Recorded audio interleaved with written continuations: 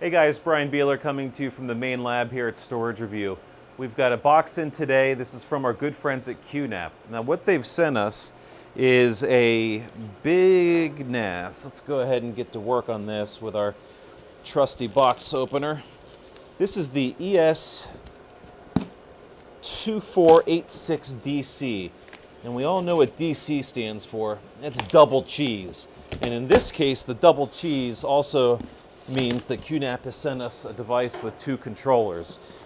So QNAP has done the dual controller thing before. They've got a 16 bay unit now. It's a 3U, maybe a 4U, that's designed for hard drives. This, as the 24 in the model number would imply, is a 24 drive system, which will be for, well, I was about to say for SSDs. That'll be our use. You could use it with hard drives as well, but 24 small form factor drives across the front, dual controllers in the back. So let's just see what else we've got in here. We've got a couple power cables, some rails presumably. Oh goodness, all sorts of more cables in here for connecting KVM, networking, a thing of screws, which we probably don't use. Kevin's got an affinity for just dangling drives from the connectors when we're doing reviews.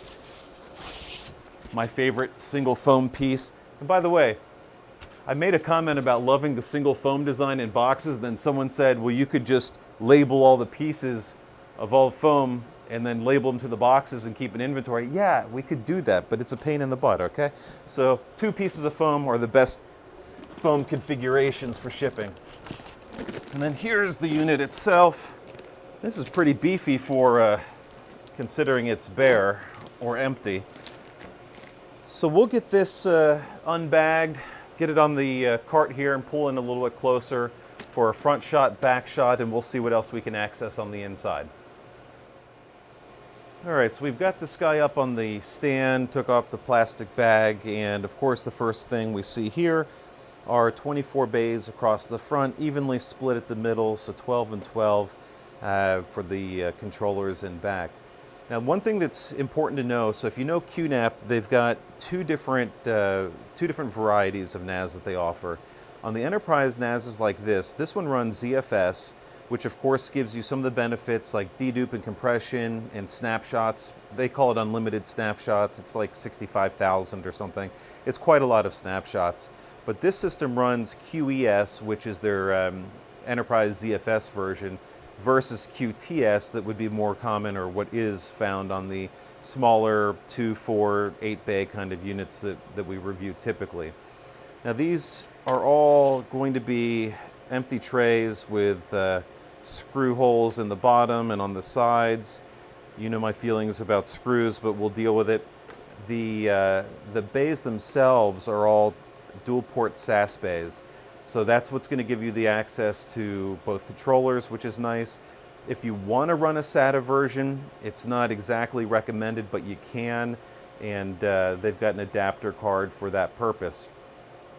One other thing to note, just in terms of performance, so this runs an Intel Xeon D inside. It's an 8-core, 1.9 gigahertz processor, and from a performance standpoint, QNAP is quoted 64K reads of 8,752 megabytes per second, writes a little over 4,000, and 4K workloads reads of over 603,000 IOPS with writes about 201,000.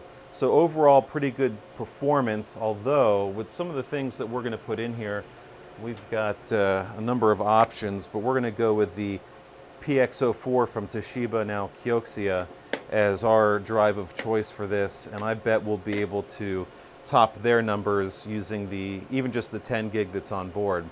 Now, speaking of on board, rather than spin this around, I'll go ahead and just pull out one of these controllers. Now, there's a little screw for each one, then a handle drops down, releasing the controller. And so we can see the fan bits on the front and then the ports to connect in. And then around the back, there's some interesting things, certainly in relationship to performance. So each controller's got a power supply, these USB and that NIC's for management. We've got additional 1 gig ports on board, and we also have 4 10 gig ports on board, which is actually really nice. Even with those, there are 2 PCIe expansion slots per controller. Now with these, we could put in an even faster NIC if we wanted, so you wanted 40 gig or something else. They support a wide range of Mellanox and other cards. We can also put a SAS card in one of these if we want to expand out to an additional drive shelf. Now one other thing is you see this little adapter. I neglected it in the initial opening of the boxes because the other one just had screws and cables in it. But in here are 2 little battery backup units that ship separately. So these are often found already installed on some systems, but these ship separate for safety reasons. So these are the QNAP battery backup units, and these guys will just slot in there, and that'll protect data in flight, which is great and something that we're used to seeing in enterprise systems. But overall, the build capabilities of what QNAP's put together here is really pretty impressive.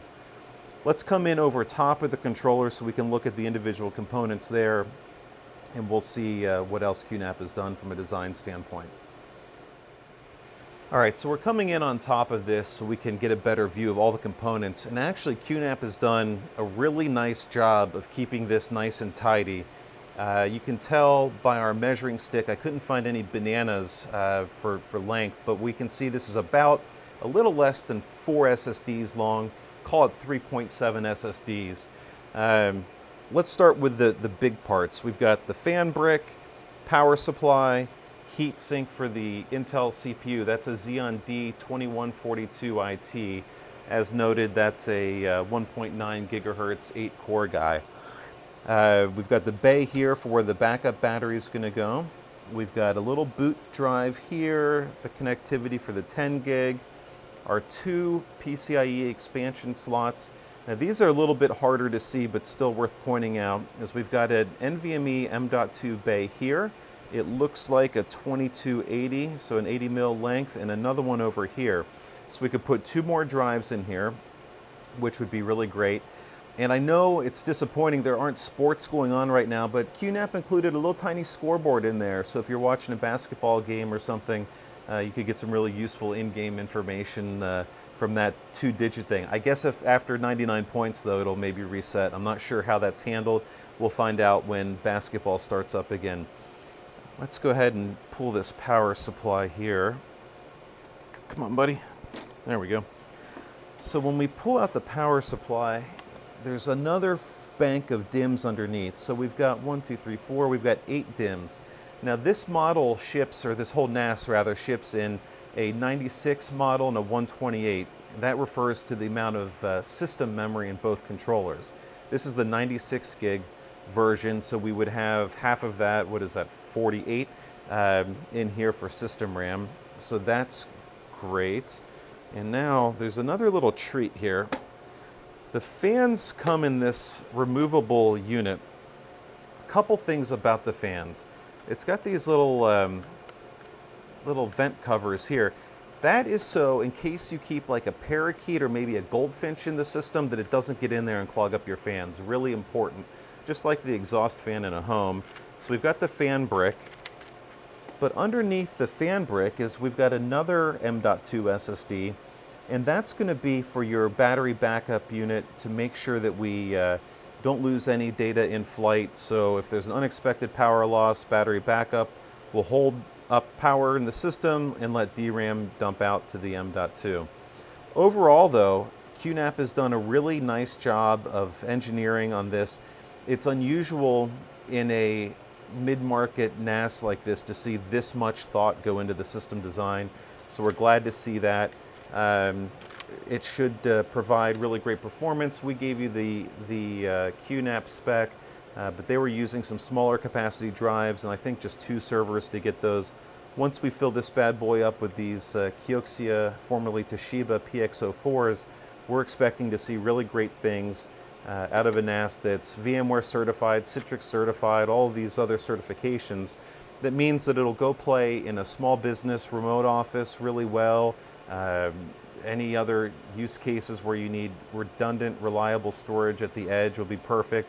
And small businesses or small enterprises that want NAS system, NAS storage, but may not have the budgets for more expensive solutions from the big IT vendors. So we'll put this thing all back together, get its batteries in, find the other 20 drives we need to fully populate this thing, and get it testing. And check back at storagereview.com in a couple weeks for the full review. And until then, thanks for tuning in.